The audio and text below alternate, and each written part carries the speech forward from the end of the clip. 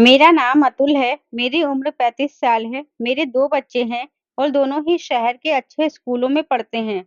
मुझे अपने दोनों बच्चों से बहुत प्यार है और मेरी दोनों ही बेटियां हैं और उनके अच्छे फ्यूचर के लिए मैं बहुत मेहनत करता हूँ। मेरी अपनी कपड़े की दुकान है, जो आजकल कुछ कम चलती है। मेरी शादी मेरी एक फ्रेंड से हुई थी। हम दोनों ने ही कॉलेज में एक दूसरे को पसंद किया था और फिर पढ़ाई पूरी होते ही हमने एक-दूसरे से शादी कर ली थी, जिसमें हमारे पेरेंट्स की भी इजाज़त थी। हमने किसी को नाराज़ करके शादी नहीं की थी। हालाँकि सबको मनाने में हमें काफ़ी वक़्त लगा था। मेरी पत्नी है तो बहुत खूबसूरत, मगर ज़बान की बहुत तीखी है। जो दिल में आता है, वह मुँह पर बोल देती है, फिर चाहे वह सामने वाले को अच्छा लगे या ना लगे। मैं अक्सर उसे समझाता हूँ कि ऐसा नहीं करना चाहिए। अगर तुम्हें किसी की बात बुरी भी लगी है, तो मुँह पर मत बोला करो। लेकिन उसे मेरी बात समझ में नहीं आती थी। वह कहती कि मैं डरपोक नहीं हूँ, बहादुर हूँ, कि दूसरे के मुँह पर उनकी बुराई उन्हें बता देती हूँ। लेकिन मुझे उसकी यह आदत पसंद नहीं आती थी।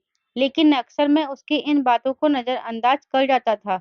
उसकी इन हरकतों की वजह से आजकल मैं उससे कुछ खिंचा-खिंचा सा रहने लगा था। कम से कम इंसान को बोलने से पहले बात का ख्याल तो रखना चाहिए कि सामने वाले को उसकी बात बुरी भी लग सकती है। आजकल दुकानदारी कम होने की वजह से मैं बहुत परेशान रहने लगा था। हालांकि मैं भगवान में विश्वास करने वाला आदमी था। दुकान खोलने से पहले मैं भगवान की आरती किया करता था कि भगवान मेरा बिजनेस खूब फले फूले। लेकिन मुझे लगने लगा था कि जैसे भगवान मुझसे नाराज हो गया है। दिन इसी तरह से गुजर रहे थे। एक दिन मैं दुकान पर बैठा हुआ था। कोई भी ग्राहक नहीं आया था।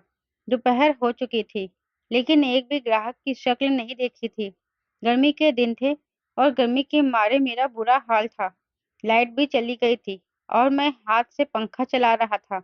मेरी नज़र सामने वाली कपड़े की दुकान पर जमी हुई थी, जहाँ एक के बाद एक ग्राहक आ रहे थे और ढेरों खरीदारी करके जा रहे थे। ऐसा नहीं था कि मेरी दुकान छोटी थी या कपड़ा अच्छा नहीं था। मेरे पास हर तरह का कपड़ा मौजूद था, लेकिन फिर भी लोग मेरे पास कम ही आते थे। मैं अभी उस दुकान पर नज़रें जमाए बैठा हुआ था, तब अचानक एक तरफ से एक भिखारिन आकर मेरी दुकान के सामने खड़ी हो गई और हाथ फैलाकर मुझसे कुछ माँगने लगी। मगर मेरा ध्यान तो सामने वाली दुकान की तरफ ही था। मेरे दिल ने एकदम से भगवान से शिकायत कर दी कि मेरी दुकान पर आखिर क्यों ग्राहक नहीं आता। तभी उस भिखारिन ने ऊंची आवाज में कहा, बाबूजी मुझे कुछ कपड़ा दे दो। उसकी तीखी और तेज आवाज सुनकर मैं चौंक कर उसे देखने लगा। तभी उसे देखता ही रहा। वह ऊंची, लंबी, एक जवान और खूबसूरत औरत थी। एक घिसा हुआ पुराना सा सूट पहन रखा था, जो काफी गंदा हो चुका था। पाँव में पुरानी सी चप्पल थी, जबकि उसके गोरे रंग पर नाक में एक लौंग भी दमक रही थी, जो उसके गोले चेहरे पर बहुत खूबसूरत लग रही थी। चेहरे पर जगह-जगह मिट्टी भी लगी हुई थी, फिर भी वह अच्छी लग रही थी। मैंने उसे देखा तो बस देखता ही चला गया। उसके चेहरे पर इतनी मासूमियत थी कि उसे देखकर दिल ही नहीं भर रहा था। उसने मुझे खोया हुआ देखकर फिर से कहा, बाबूजी कुछ कपड़ा दे दो, मैं भिखारिन हूँ। उसकी विनती सुनकर मैं होश में आ गया। उसकी तरफ ध्यान दिया। वह एक आशा भरी निगाहों से मेरी दुकान में लगे कपड़ों को देख रही थी। मैंने कहा दे दूंगा। पहले ये बताओ कौन हो तुम? उसने कपड़ों से नजरें हटाकर मुझे देखा और कहा, मेरा नाम लक्ष्मी है। मैं एक भिखारिन हूँ। मुझे उसका नाम काफी प्यारा लगा। मैंने फिर से पूछा कि कहाँ से आई हो? तो उसने बताया कि यहाँ से कुछ दूर एक वीरान जगह पर मेरा बसेरा है। वहां पर झोपड़ी में रहती हूँ। मैंने सुनकर सर हिला दिया और एक खूबसूरत सा सूट उसे निकाल कर दे दिया कि ये लो कपड़े। कपड़े लेकर वह बहुत खुश हुई और अपने थैली में डाल दिया और कहने लगी, धन्यवाद बाबूजी। उसने मेरे द्वारा दी गई चुन्नी को अपने सर पर डाल दिया और कहने लगी कि मैं कैसी लग रही हूँ बाबूजी? अच्छी लग रही हूँ ना? वह सच में ही उस चुन्नी में बहुत प्यारी लग रही थी। मैंने कहा अच्छी लग रही हो। उसने दोबारा से मेरा धन्यवाद किया। उसने वहाँ कपड़े पैक करके थैली में डाले और मुंह ही मुंह में कुछ गुनगुनाती हुई दुकान से निकलकर अपने रास्ते पर चली गई। मैं अभी तक उसी गुनगुनाहट और चेहरे पर छाई खुशी में खोया हुआ था। अभी उसे गए हुए 5 मिनट ही हुए थे कि एक औरत कपड़े लेने आ गई और मैंने उस भिखारिन को अपने दिमाग से निकाल दिया और उस औरत को कपड़े दिखाने लगा। अभी मैं उस औरत से फ्री हुआ ही था कि 2-3 औरतें और आ गईं और फिर कपड़े देखने लगी और फिर ये सिलसिला चल निकला। अभी पहला ग्राहक जाता नहीं कि दूसरा भी आ जाता और फिर सारा दिन यही हाल रहा। मेरी दुकान पर ग्राहक बढ़ते ही जा रहे थे। एक-एक ग्राहक कम से कम 4-4 सूट खरीदता। अब मेरे पास इतना समय भी नहीं बचा था कि मैं बैठकर देखूं कि सामने वाली दुकान पर कितने ग्राहक आते हैं और कितने गए। सारा दिन मेरे पास ग्राहकों की लाइन लगी रही थी। शाम तक मेरे सारे कपड़े बिक चुके थे और आज पहली बार इतने ग्राहकों को निपटाकर और लगभग हर दुकान को देखकर मैं हैरान रह गया कि आज ये सब कैसे हो गया कि एक ही दिन में मेरे इतने ग्राहक आए और सारी दुकान खाली हो गई। मैंने सारे पैसों को इकट्ठा किया और उन पैसों से ढेर सारे कपड़े अपनी दुकान में फिर से भर लिए और बाकी बचे हुए पैसों को घर लेकर आया और अपनी पत्नी को जाकर यह सब बताया, जिस पर वह भी बहुत खुश हुई और भगवान का धन्यवाद किया। अगले दिन रूटीन के मुताबिक मैं फिर से दुकान पर पहुंचा और ग्राहकों का इंतजार करने लगा। लेकिन उस दिन फिर से वह भिखारिन सबसे पहले मेरी दुकान पर आकर खड़ी हुई। लेकिन मैं ये देखकर हैरान हो गया कि उसने कल वाला ही गंदा सा सूट पहन रखा था। हालांकि कल मैंने उसे एक नया सूट दिया था, फिर भी वह वही गंदा पुराना सा सूट पहनकर आ गई थी। लेकिन वह मुझे अच्छी लगने लगी थी और उसको देखते ही मुझे अपना दिल हल्का सा महसूस होता था। उसने कल की तरह आज फिर कहा, बाबूजी मुझे कपड़े दे दो। वह इतने नरम और प्यार भरे शब्दों में मुझसे कपड़े मांगती थी कि मैं मना नहीं कर पाता था। ऊपर से उसका हसीन चेहरा मुझे इनकार करने ही नहीं देता था। मैंने आज भी बिना कुछ कहे उसे कपड़े दे दिए और उसने फिर मेरे द्वारा दी गई चुन्नी को अपने सर पर डाल दिया था। लाल रंग के कपड़े थे और चुन्नी भी लाल रंग की ही थी। यह उसके गोरे रंग पर बहुत ज्यादा ही खिल रही थी। उसने फिर पूछा, साहब अच्छी लग रही हो ना? मैंने कहा, हाँ, बहुत अच्छी लग रही हो। मेरी बात सुनते ही वह झट से कपड़े उठाती हुई दुकान से बाहर निकल गई और मैं देर तक उसे जाता देखता रहा। उसके जाने के बाद आज फिर से मेरी दुकान पर ग्राहकों की भीड़ लग गई थी। मैं दिन भर दुकान पर बिजी रहा था। एक के बाद एक ग्राहक आता ही गया। मैं थक गया था। तभी दोपहर में खाने का समय हो गया था, मगर अभी भीड़ थी कि कम होने का नाम ही नहीं ले रही थी। मैंने सोचा कि अकेले तो मैं संभाल नहीं पाऊंगा, तो कोई लड़का काम पर रख लेता हूँ। उस दिन भी मेरी सोच से कहीं ज्यादा आमदनी हो गई थी। मैं बहुत खुश था। उसी शाम मैंने एक लड़के को अपनी दुकान पर काम करने के लिए रख लिया। मैंने उससे बोला कि मैं तुम्हें महीने की सैलरी भी दूंगा। वह राजी हो गया।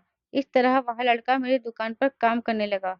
जिंदगी रूटीन के मुताबिक गुजरती रही और मेरी दुकान दिन ब दिन तरक्की करती गई। लेकिन इस बीच वह भिखारिन भी रोज आती और मुझसे फ्री में कपड़े लेकर चली जाती।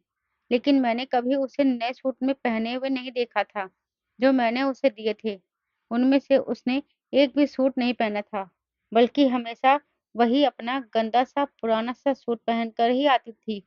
एक दिन मैंने उससे पूछा कि क्यों कपड़े नहीं पहनती जो मैं तुम्हें देता हूँ।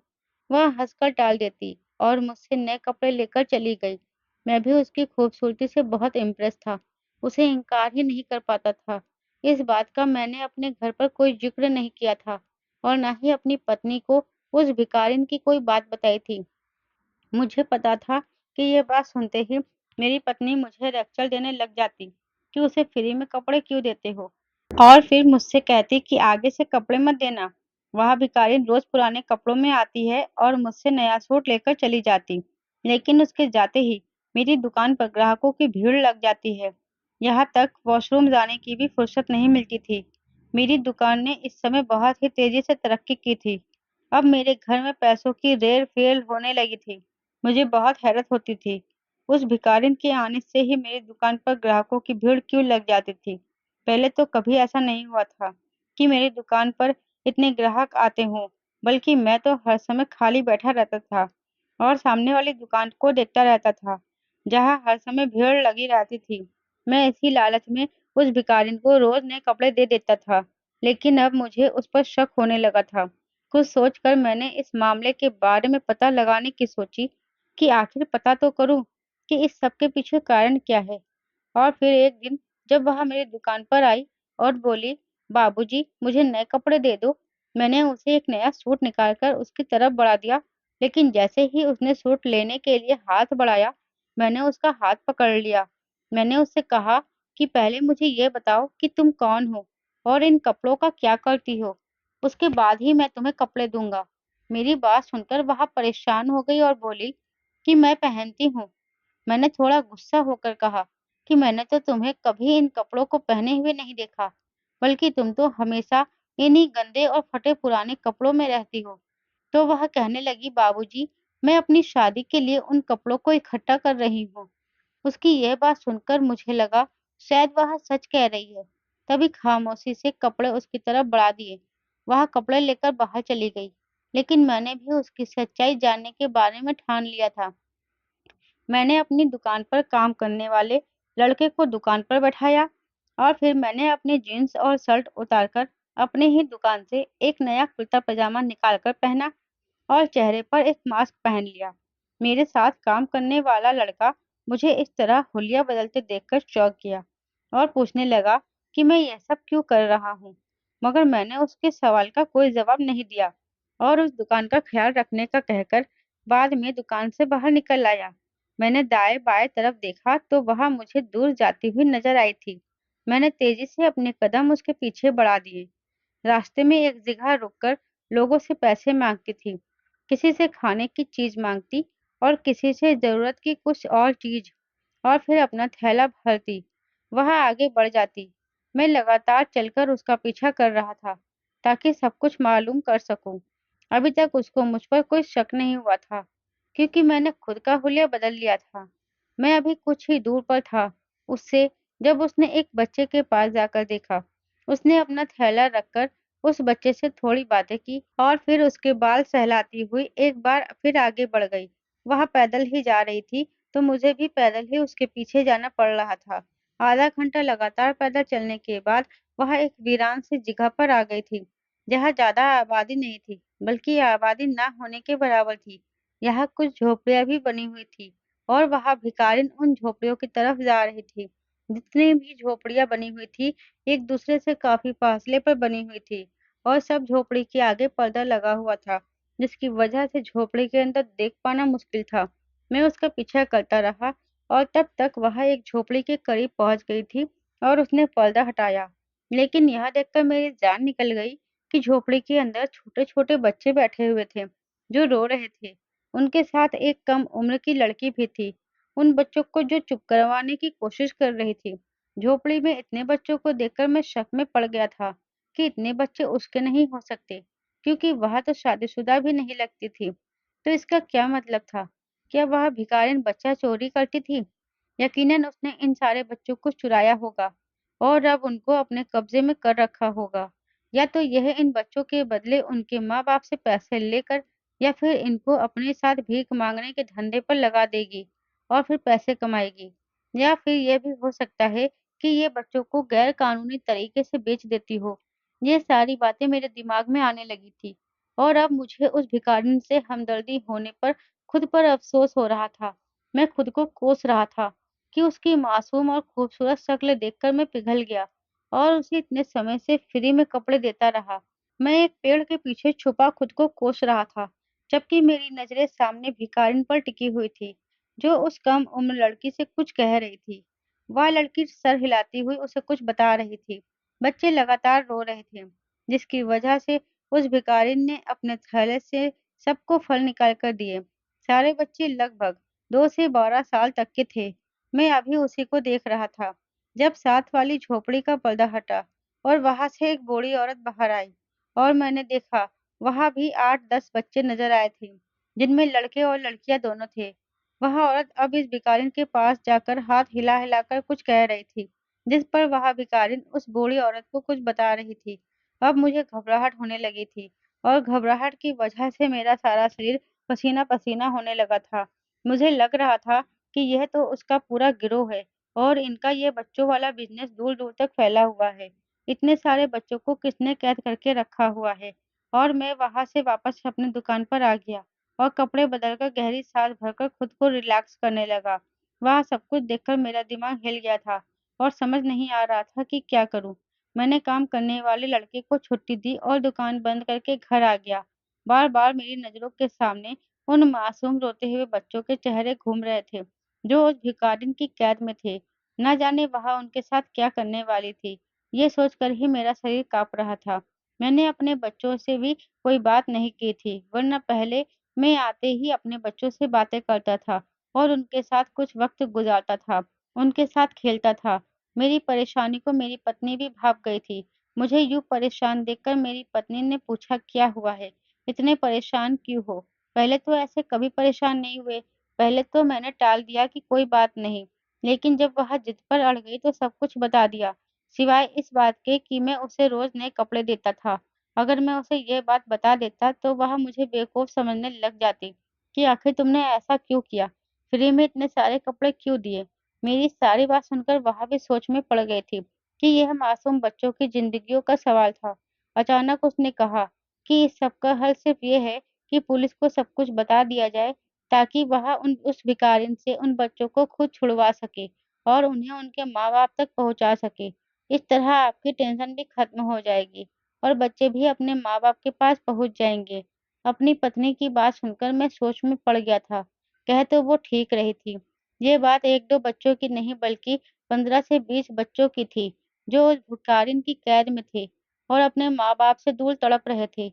एक अकेला मैं उस भिखारिन से नहीं लड़ सकता था और फिर उसके पूरे गिरोह को पकड़ना बहुत मुश्किल काम था। पुलिस इस सारे मामले को अच्छे से हैंडल कर सकती थी। अगर मैं अकेला ही इस मामले में पड़ता, तो शायद मैं खुद भी इस मामले में फँस सकता था। अपनी पत्नी की बात पर सोच-विचार करके मैं इस नतीजे पर पहुँचा कि ये मामला पुलिस तक जाना ही चाहिए। अगले दिन भी वह भिखारिन सूट लेने आई, तो मैंने बिना कुछ कहे सूट उसे दे दिया। फिर काम वाले लड़के को दुकान पर बैठाकर मैं पुलिस स्टेशन की तरफ रवाना हो गया। पुलिस स्टेशन पहुंचकर मुझे आधा घंटा इंतजार करना पड़ा और फिर इंस्पेक्टर के फ्री होने पर मैं उसके पास जा पहुंचा। इंस्पेक्टर के पूछने पर मैंने सब कुछ बता दिया, जिसे सुनकर इंस्पेक्टर ने कहा कि वह खुद इस मामले को हैंडल करेगा। पुलिस वाले ने कहा कि तुम हमें बस उस जगह की लोकेशन बता दो या फिर हमारे साथ चलो। मैंने इंस्पेक्टर को उस जगह के बारे में बताया और कहा, मैं आपके साथ ही जाऊंगा ताकि सब कुछ अपनी आँखों से देख सकूँ। मैं इंस्पेक्टर से कुछ देर बात की और फिर वहाँ से निकल आया। रूटीन के मुताबिक मैंने काम निपटाए। शाम को इंस्पेक्टर का फ़ोन आ गया कि वह इसी समय वहाँ पर रेड डालने जा रहे हैं, ताकि जल्द से जल्द बच्चों को छुड़वाया जा सके और उन्हें उनके माँ-बाप तक पहुँचाया जा सके। कहीं ऐसा ना हो कि उन्हें देर हो जाए और वह भिखारिन इन बच्चों को आगे कहीं पहुँचा दे। मैं उसी समय पुलिस थाने की तरफ रवाना हुआ और इंस्पेक्टर से जाकर मिला। इंस्पेक्टर पूरी तैयारी में था। 15 पुलिस वालों की टीम तैयार थी, जिनमें 2 लेडीज कांस्टेबल भी मौजूद थी और फिर मेरे आते ही सब उस वीरानी की तरफ रवाना हुए। रास्ते में वह मुझसे मेरे बारे में भी पूछ रहे थे कि मैं कौन हूँ, क्या करता हूँ, तो मैं भी बिना कुछ छुपाए उन्हें अपने बारे में सब कुछ बता दिया और फिर छुपाने वाली तो कोई बात ही नहीं थी। इस बीच वह मुझे जुर्म करने वाले लोगों के बारे में भी बता रहे थे कि कैसे-कैसे लोग हैं जो एक-दूसरे के दुश्मन बनकर एक-दूसरे को नुकसान पहुँचा रहे हैं। अपने-अपने फ़ायदे के लिए दूसरों को मारना, लूटना, उन्हें नुकसान पहुँचाना बहुत आम हो गया है। वह कहते हैं ना कि अपना काम बनता तो भाड़ में जाए जनता। मैं पुलिस इंस्पेक्टर की बातों से सहमत था। बातों-बातों में हम उस वीराने के पास पहुँच चुके थे। इंस्पेक्टर ने गाड़ियों को कुछ दूर पर ही रुकवा लिया था और अपने पुलिसकर्मियों को कहा कि झोपड़ियों को चारों तरफ से घेर लो। सारे पुलिसकर्मियों ने झोपड़ियों को चारों तरफ से घेर लिया था। मैं गाड़ी के अंदर ही बैठा था, क्योंकि पुलिस इंस्पेक्टर ने मुझे बाहर आने से मना कर दिया था कि बाहर आने में तुम्हें खतरा हो सकता है। ऐसा ना हो कि गिरोह के लोग हमला कर दें। ऐसे में तुम्हारी जान को खतरा हो सकता है। मैं अभी गाड़ी के अंदर ही बैठा था। इन लोगों की सारी कार्रवाई को देख रहा था। झोपड़ियों को घेर लिया गया था और वहाँ इंस्पेक्टर अब उस भिखारिन को बाहर आने के लिए कह रहा था। वह भिखारिन, वह बूढ़ी औरत और वह कम उम्र लड़की बाहर आ गई थी। इंस्पेक्टर ने कहा कि फ़ौरन अपने आप को हमारे हवाले कर दो। वह तीनों कुछ परेशान से लग रहे थे। मैं दूर बैठा हुआ उनके चेहरे के हाव-भाव को देख सकता था। भिखारिन हाथ जोड़कर इंस्पेक्टर से कुछ कह रही थी। लेकिन इंस्पेक्टर ना में सर हिला रहा था। थोड़ी देर में जो झोपड़ियों में बच्चे थे, वह भी बाहर आ गए थे और यह सब कुछ देखकर रो रहे थे। इंस्पेक्टर ने अपने पुलिसकर्मियों को समझाया कि वह इन तीनों को गिरफ्तार कर ले। वह तीनों रोती हुई हाथ जोड़ रही थी, लेकिन इंस्पेक्टर नजरअंदाज करते हुए हथकड़ियां डालकर उन तीनों को वैन में डाल चुका था। कुछ देर बाद झोपड़ियों की तलाशी ली गई, मगर कुछ भी खास नहीं निकला। किसी तरफ से कोई हमला भी नहीं हुआ था। शायद उसके साथी कहीं छुपकर बैठे हुए थे या फिर यहाँ मौजूद ही नहीं थे। सारे बच्चे रो रहे थे, लेकिन उनको जल्दी ही जीप में सवार कर लिया गया था और फिर वापस थाने की तरफ चल दिए। मैंने इंस्पेक्टर से बात करके विश्वास में लिया कि वह बच्चों को उनके घर तक पहुंचा देगा। इस केस के लिए अलग से फाइल तैयार कर ली गई थी और इन तीनों भिखारिनों को जेल में बंद कर दिया गया था। मैं बाहर रिलैक्स होकर घर वापस आ गया था। मैंने एक बहुत ही अच्छा काम किया था, तो मैं अंदर से बहुत खुश था। घर आने के बाद मैंने सब कुछ अपनी पत्नी को बताया, जिसे सुनकर वह भी बहुत खुश हो गई थी कि चलो सब कुछ अच्छे से हो गया और किसी का किसी तरह से कोई नुकसान भी नहीं हुआ था। मैंने भी सोचा कि चलो बेसहारा बच्चों को उनके माँ-बाप मिल जाएंगे। अगले दिन मैं अपनी दुकान पर आ गया था। रूटीन के अनुसार आज भिखारी नहीं आई थी और आती भी कैसे, वह तो जेल में थी। मैं भी सुकून से बैठकर ग्राहकों के आने का इंतजार कर रहा था, लेकिन अब 12 बज गए थे और कोई भी ग्राहक नहीं आया था। मैं सामने वाली दुकान की तरफ देखने लगा, जहां आज मेरी दुकान से भी ज्यादा भीड़ लगी हुई थी। दोपहर से शाम हो गई थी और शाम से रात हो गई थी, लेकिन सिर्फ एक ग्राहक आया था और सिर्फ एक सूट लेकर चला गया था। मैं कुछ परेशान सा था, क्योंकि एक बार फिर से वही सूरत हाल होने लगी थी जो उस भिखारिन के आने से पहले होती थी। अगले 2 दिन ऐसे ही निकल गए थे, मगर दुकान पर कोई भी ग्राहक आता ही नहीं था। कमाई बिल्कुल ना के बराबर हो गई थी। मेरी दुकान पर काम करने वाला लड़का भी परेशान था कि अगर ऐसा ही रहा तो फिर तो मेरी नौकरी चली जाएगी। मैं भी परेशान था कि अगर ऐसा ही रहा तो मैं इस लड़के को काम पर नहीं रख पाऊंगा। भला मैं उसे सैलरी कहाँ से दूंगा? मैं सोच में पड़ गया था।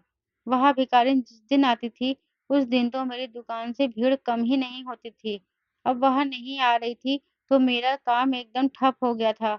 मुझे ऐसा लग रहा था जैसे मुझे उसकी बददुआ लग गई है। लेकिन वह मुझे बददुआ कैसे देती? उसे तो पता ही नहीं था कि उसका राज मैंने जाकर पुलिस को बताया है। मैं यहाँ बहुत परेशान रहने लगा था, क्योंकि दिन-ब-दिन मेरी दुकान पर जो लोग आते थे, वह भी आना बंद हो गए थे। सारा-सारा दिन मैं दुकान पर बैठा मक्खियाँ मारा करता था और ग्राहकों का इंतज़ार किया करता था। मैंने अपनी पत्नी को अपनी परेशानी बताई, तो वह भी चिंता में पड़ गई थी, लेकिन इसका हल तो उसके पास भी नहीं था। हम ग्राहकों को ज़बरदस्ती तो अपनी दुकान पर नहीं ला सकते थे। एक दिन ऐसे ही मैंने इंस्पेक्टर को फ़ोन कर उससे उस भिखारिन के बारे में पूछा, तो उसने बताया कि वह अपना मुँह खोलने पर राज़ी नहीं हो रही। उसका यही कहना है कि वह सारे बच्चे उसके अपने हैं। उसके साथ उसकी एक बहन और एक बूढ़ी माँ है। वह भी यही कहती है कि वह सभी बच्चे उनके अपने हैं। उन्होंने कहीं से भी चोरी नहीं किए हैं। न ही वह बच्चों को माँगने पर मजबूर करते हैं और न ही वह बच्चों को बेचते हैं। उनका संबंध किसी भी गिरोह से नहीं है। अदालत ने उन तीनों के खिलाफ सबूत इकट्ठे करने के लिए कहा है, लेकिन उनके खिलाफ कोई भी सबूत नहीं मिला। ना ही उनकी झोपड़ियों में कुछ ऐसा मिला है, जिससे यह साबित हो सके कि वह कोई इस तरह का काम करते हैं। इंस्पेक्टर के मुँह से यह सब सुनकर मैं हैरान रह गया। मैंने पूछा कि बच्चों का क्या हुआ? कि उनके माता-पिता नहीं मिले? वह तो गवाही दे सकते हैं कि वह उनके बच्चे हैं या नहीं। इंस्पेक्टर ने कहा कि इन बच्चों में से किसी के भी माता-पिता का पता नहीं चल सका है। अखबार में भी मैंने ऐड दे दिया था, लेकिन अब तक कोई भी उनको लेने नहीं आया और वह बच्चे बस रोते रहते हैं और कहते हैं कि उन्हें उनकी माँ के पास जाना है। मैंने हैरानी से पूछा कि माँ कौन है? इंस्पेक्टर ने बताया कि वह अपनी माँ उस भिखारिन को कहते हैं, जिसके खिलाफ आपने कहा था कि यह बच्चों को कैद करके रखती है, और उस बूढ़ी औरत को नानी और उस कम उम्र लड़की को मासी कहते हैं। इंस्पेक्टर कुछ और भी बोल रहा था, लेकिन मैं तो इतनी सी बात सुनकर ही हैरान रह गया था कि आखिर ये सब हो क्या रहा था। मुझे कुछ भी समझ नहीं आ रहा था। मैंने फ़ोन बंद कर दिया।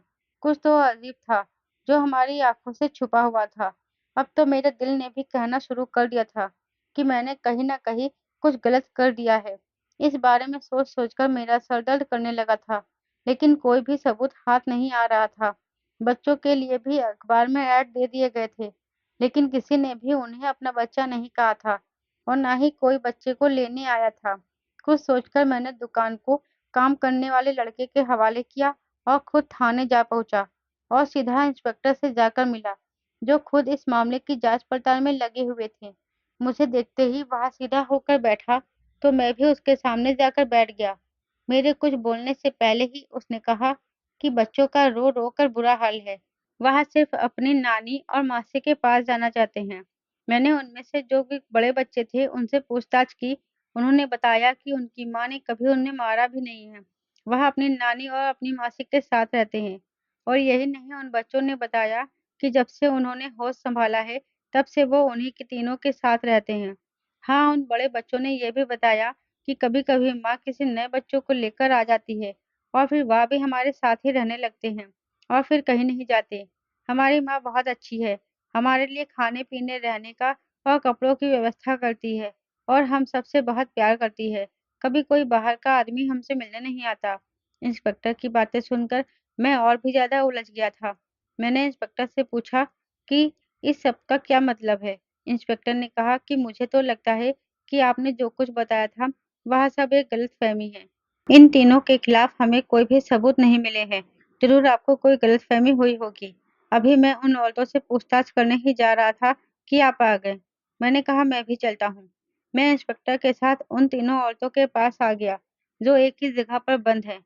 उन तीनों की हालत पर मुझे बहुत दया आई। साफ मतलब था कि लेडी इंस्पेक्टर ने उनसे सब कुछ उगलवाने के लिए उन पर हाथ साफ किया था। मुझे देखते ही वह खूबसूरत सी भिखारिन जल्दी से मेरी तरफ बढ़ी थी और फिर सलाखों को थामकर कहने लगी, बाबूजी, अच्छा हुआ कि तुम आ गए। मुझे पता था, मेरा भगवान मेरे लिए किसी न किसी को मेरा मददगार बनाकर ज़रूर भेजेगा, हमें बचाने के लिए। और देखो तुम आ गए। उसकी आँखों पर विश्वास की पट्टी देखकर मैं शर्मिंदा हो गया। जिसे वह अपना मददगार समझ रही थी, वही तो असल में उसे यहाँ पहुँचाने का ज़िम्मेदार था। इंस्पेक्टर ने खामोशी से हमें देखा। मैंने पूछा कि तुम इतने सारे बच्चों को अपने पास क्यों रखती हो? आखिर ये बच्चे किसके हैं? उसने कहा कि ये सारे बच्चे मेरे हैं। मैं थोड़ा गुस्से से बोला कि मैं जानता हूँ, तुम शादीशुदा नहीं हो। इतने बच्चे तुम्हारे नहीं हो सकते। उसने कहा, सगे नहीं तो क्या हुआ, मगर मैंने ही इन्हें पाला है, तो ये मेरे ही बच्चे हुए ना। छोटी उम्र में ही मेरे माँ-बाप गुजर गए थे। हम पहले भी झोपड़ियों में रहते थे और माँग-माँग कर गुज़ारा करते थे। माँ बीमार पड़ गई, तो मैंने भी अपना पेशा बना लिया, क्योंकि अनपढ़ थे, कहीं कोई नौकरी कर नहीं सकते थे। खुद को इतना मजबूत बना लिया कि कोई मर्द बुरी नज़र डालने से पहले डरता था। मैं गली-गली भीख माँगती, तो कई बच्चे मुझे बेसहारा मिल जाते थे, जिनके सर पर ना माँ का साया होता था और ना ही बाप का।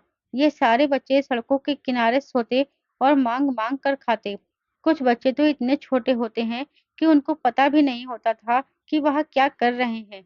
और कुछ बच्चे तो मुझे ऐसे मिले थे, जो सिर्फ़ 1 या 2 दिन के थे।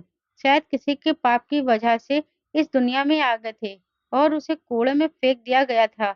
मैं उन बच्चों को उठा लाती थी और उन्हें पालती थी, उनकी देखभाल करती थी। ऐसा करते-करते मेरे पास इतने बच्चे जमा हो गए। लोग बच्चों को खुद से दूर करते हुए ये भी नहीं सोचते, ये कितना बड़ा पाप है। अनाथ बच्चों के रिश्तेदारों का फर्ज होता है कि वह इन अनाथ बच्चों की परवरिश करे। मगर आज के दौर में इंसानियत जैसे मर सी गई है।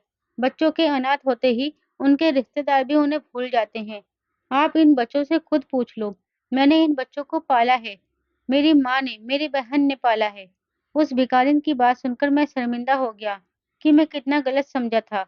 इंस्पेक्टर ने अदालत में जमा कार्रवाई रिपोर्ट वापस ले ली थी और उस भिखारिन की माँ और बहन और बच्चों को छोड़ दिया था। लेकिन अपने तौर पर कुछ समय तक उन पर नज़र रख रही थी। लेकिन सब कुछ वैसा ही था, जैसा उस भिखारिन ने कहा था। तभी इंस्पेक्टर ने कुछ लोगों के साथ मिलकर एक छोटी-सी जगह पर एक मकान उनके लिए बनवा लिया था, जिसमें वह सारे बच्चों के साथ रहने लगी थी। वहाँ मुझे और इंस्पेक्टर को ना जाने कितनी दुआएँ देती। मैं भी उन बच्चों के लिए कपड़े और खाने-पीने का सामान भेजता रहता था। और भगवान का करिश्मा फिर यूँ हुआ कि मेरी दुकान पर ग्राहकों की भीड़ बढ़ने लगी थी। और तो और उस इंस्पेक्टर का भी प्रमोशन हो गया था। मुझे अब समझ आ गया था कि यह एक गरीब को दिए गए पुण्य का फल था। मैंने भगवान का धन्यवाद किया कि भगवान समय रहते मुझे सारी सच्चाई का पता चल गया था। दोस्तों, इस कहानी के माध्यम से मैं आपको सिर्फ इतना ही कहना चाहूंगी, कभी भी किसी जरूरतमंद की सहायता जरूर करनी चाहिए। आपको आप कभी भी किसी जरूरतमंद की सहायता ज़रूर करिए, क्योंकि आपको आपके द्वारा किए गए पुण्य का फल इसी जन्म में यहीं पर मिलता है। दोस्तों, उम्मीद करती हूँ आपको हमारी कहानी पसंद आई होगी। कहानी पसंद आई है तो वीडियो को लाइक और शेयर करें। चैनल पर नए हैं तो चैनल को सब्सक्राइब जरूर करें। साथ ही बेल आइकन को प्रेस करें, जिससे वीडियो की अगली अपडेट सबसे पहले आपको मिले।